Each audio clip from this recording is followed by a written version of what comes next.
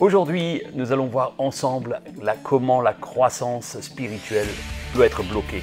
Et c'est ce que nous voulons voir tout de suite après le générique. Amen. Chers amis, bienvenue. Bonjour à tous. Quelle grâce, quelle joie de vous retrouver pendant cette Fidèlement. période estivale. Nous vous espérons en bonne santé, nous vous espérons dans la joie aussi. Et si vous êtes tellement joyeux que nous vous conseillons, si vous ne l'avez pas encore fait, de vous abonner. Hein. C'est juste génial de vous abonner. Moi, je l'ai fait, hein. Je me suis abonné, hein, donc vous pouvez le faire aussi. Vous pouvez le faire, je l'ai fait aussi. Et même elle l'a fait, alors c'est vous dire que c'est intéressant ce que nous allons vous partager. Alors, allons dans le vif du sujet. Direct. Amen. Il y a des temps où parfois bien, nous avons Plus difficile. Cette croissance spirituelle qui nous semble bloquée ou qui est bloquée. Et en fait, parfois on arrive comme sur un plateau et on a l'impression de pédaler dans la choucroute, on n'arrive pas plus loin. C'est très désagréable d'avoir cette impression-là. Mais on voit dans la parole de Dieu aussi que les premiers chrétiens vivaient cela aussi. Exactement, ils avaient déjà ce même problème. Hein. Et c'est vrai que l'auteur de l'Épître aux Hébreux disait dans Hébreux 5, 11 et 12, « Nous avons beaucoup à dire et des choses difficiles à expliquer, parce que vous êtes devenus lents à comprendre. Alors que vous devriez, avec le temps, être des maîtres, vous avez de nouveaux besoins qu'on vous enseigne les premiers principes élémentaires des oracles de Dieu. Vous en êtes venus à avoir besoin de lait et non de nourriture solide. Vous avez de nouveaux besoins qu'on vous enseigne les premiers principes. » Vous avez besoin de lait. C'est un peu frustrant d'entendre ça, mais c'est lorsque nous sommes en ralentissement spirituel que les choses parfois se présentent dans ce sens-là. Et ceci peut arriver, on voudrait vous rassurer, à tout le monde, y compris à nous. Ça nous arrive aussi. Si un enfant n'a plus besoin d'être nourri au biberon et qu'il peut finalement manger de la viande, des aliments, des légumes, c'est une preuve de bonne santé et de bonne croissance. Parce que sans doute les enfants parfois préfèrent les douceurs, les bonbons, les petites compotes et tout ça, aux carottes ou aux épinards. Je connais même des adultes qui n'aiment pas trop ça. Mais il faut qu'ils comprennent que pour leur bien, pour leur croissance, c'est vital, pour grandir dans de bonnes conditions, il faut manger des légumes, il faut manger de la viande.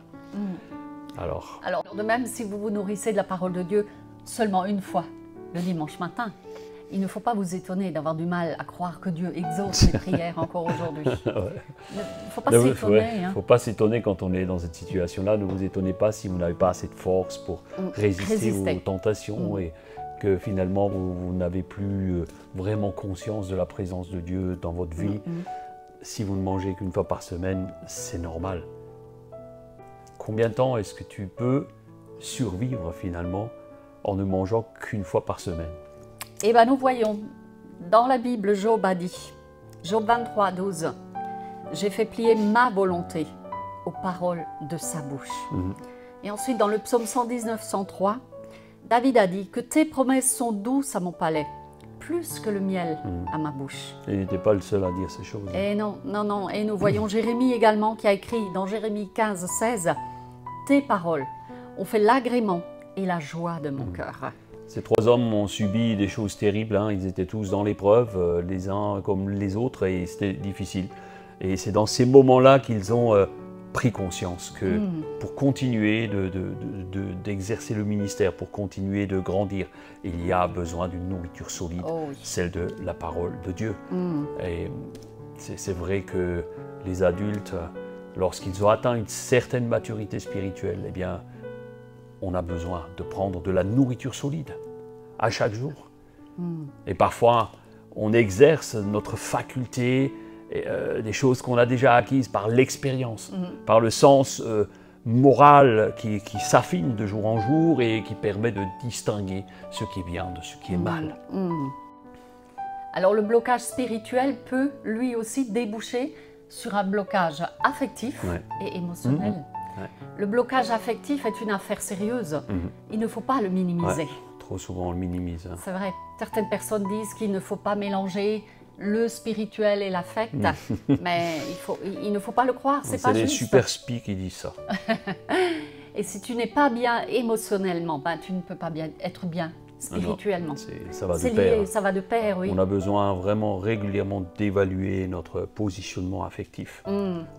Si nous ne sommes pas bien dans notre être intérieur, c'est compliqué finalement de grandir spirituellement. Oui, les choses sont liées, intimement liées. Ouais, donc et c'est vrai, je crois que nous devons nous poser certaines questions quand on est dans cette situation. Comment va mon âme, par exemple? Oui. Comment va mon cœur? Comment va ma soif de lire la Bible? Oui, ou de la présence prier, de Dieu. de la présence de Dieu, de la louange, de l'adoration. Et on a parfois besoin d'aide extérieure. Même d'une aide extérieure, oui. Donc sans aide, il est compliqué pour guérir de vos blessures émotionnelles, même si parfois elles sont anciennes. Et vraiment, parce que le problème, si ce n'est pas guéri, si vous êtes dans une situation émotionnelle qui n'est pas bonne, vous allez forcément à un moment donné traiter les autres de la même manière dont on vous a traité. Oui, c'est vrai. Et vous risquez de blesser votre entourage, vos proches, et peut-être briser même certaines relations, et vous ne comprendrez pas pourquoi. Et vous allez mettre l'échec de la relation sur le compte des habitudes, du regard, de l'attitude ou de la façon de faire de votre partenaire, de vos amis. On va accuser les autres. Parce que finalement, dans la nature humaine, on cherche toujours un coupable, autre que soi. C'est clair, bah oui, c'est toujours la faute des autres. Et ainsi, on reste bloqué émotionnellement, pris au piège. Comme dans un piège, oui. Parce que vous ne connaissez pas l'origine de ce trouble. C'est vrai. On peut parler de déchets émotionnels. Oui. Hein? Les poubelles, ça pue, pour un moment. Hein. On peut avoir des regrets, des erreurs du passé, oui. Des rancunes qui sont tenaces et d'autres blessures aussi qui remontent cachées parfois. C'est des montagnes comme un volcan où la colère finalement est en dessous. Parfois, ça se manifeste de manière cynique. Ou alors des gens qui se renferment sur eux-mêmes, restent tout seuls. Il y a des blocages spirituels qui ne viennent pas du jour au lendemain, c'est des choses qui s'accumulent souvent. Qui s'installent progressivement, oui. Ainsi, une personne qui pouvait être zélée pour le Seigneur peut retomber finalement dans une forme de stagnation ou même devenir rétrograde sur le plan spirituel. Alors c'est vrai que le diable cherchera toujours à utiliser nos émotions, on cherchera toujours à nous minimiser, à nous écraser, nous rappeler ces choses pour en fait freiner notre croissance et bloquer notre croissance spirituelle. Le diable n'aime pas les chrétiens qui marchent, qui avancent bien, qui sont fidèles, zélés. Ah, il préfère quand il reste au lait. Il préfère quand il reste au biberon, aux bonbons, aux petites compotes. Vous savez, c'est tellement mignon, un petit bébé dans son berceau, qu'il est beau, n'est-ce pas tout le monde, quand vous voyez un petit bébé, oh qu'il est beau, et ça fait plaisir, ça fait plaisir.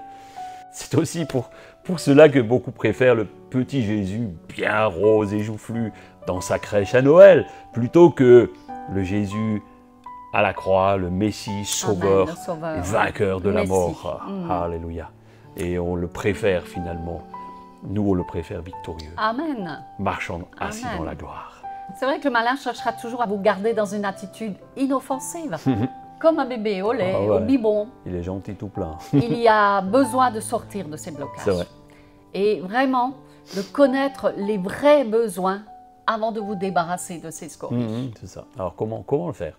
On va trouver encore une fois de plus dans la réponse dans la parole de Dieu. Dans le livre de Job. Encore Job. Chapitre 11, versets 13 à 19.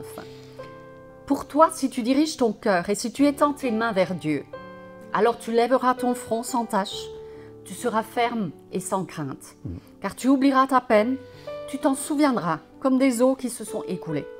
Ton existence se lèvera plus brillante que le midi, les ténèbres seront comme le matin, tu seras plein de confiance, car il y aura de l'espérance. Tu regarderas autour de toi et tu te coucheras en sécurité. Tu t'étendras et personne ne te dérangera. Beaucoup imploreront ta faveur. Wow. Amen. Pour toi, si tu diriges ton cœur et si tu étends tes mains vers Dieu, il y a une dimension d'élever ton cœur. cela signifie son être intérieur. Ouais. Prise de conscience du blocage. Ça, c'est la première chose. Prendre conscience qu'il y a un blocage. C'est ce que Job a fait. Hein. Lui, il avait un blocage terrible. Et après, tu peux tout d'un coup lever les mains. Amen. Et pour montrer en fait vers le haut, tu lèves les mains vers le haut pour montrer d'où vient la délivrance, d'où vient la guérison. Tu lèves les yeux vers les hauteurs. Et c'est alors que tu obtiendras la levée des obstacles. Alors tu lèveras ton front sans tache. Amen. Et tu seras ferme dans ta disposition. Tu es ferme dans tes dispositions et c'est alors que tu verras la gloire de ton Dieu et tu seras sans crainte. Alléluia. Nous voulons prier. Et tu dormiras en paix. Amen. Nous voulons prier pour Seigneur. Merci pour toutes celles et ceux qui sont derrière les écrans aujourd'hui. Nous te prions pour qu'il y ait vraiment une capacité d'identifier les blocages. Peut-être certains, vous êtes sur un plateau, d'autres, vous êtes rétrograde, vous avez du mal à l'admettre, mais vous sentez qu'il y a des choses qui ne vont pas bien. On veut prier pour que vous puissiez identifier sans aucun jugement, sans aucune honte non plus. Il y a forcément des rouages qui sont là, le diable qui cherche toujours à freiner. Alors nous voulons vraiment que vous puissiez identifier ces blocages, que vous puissiez peut-être en parler à un pasteur, que vous puissiez parler simplement de cela à Dieu en disant « Seigneur, j'ai besoin de retrouver une communion saine avec toi. Merci Seigneur de ce que tu m'aides à continuer ma croissance. Je ne veux pas rester stable sur un plateau, je veux continuer d'avancer, je veux continuer de grandir, te connaître mieux. Merci Seigneur pour ta présence dans nos vies, parce que toi tu ne lâches jamais notre main. Alléluia. Eh bien, la prochaine fois, nous continuons encore une vidéo sur ce sujet et nous verrons comment, grâce à la parole de Dieu, nous pouvons identifier et vaincre. Amen. Vaincre les blocages. Dites avec moi, je vais les vaincre. Je vais les vaincre. Alléluia. Tu vas les vaincre. Amen. Prenez soin de vous. C'était une joie de passer ce moment ensemble. Prenez soin de votre âme. On vous aime. Et à très bientôt. Bye bye. Ciao.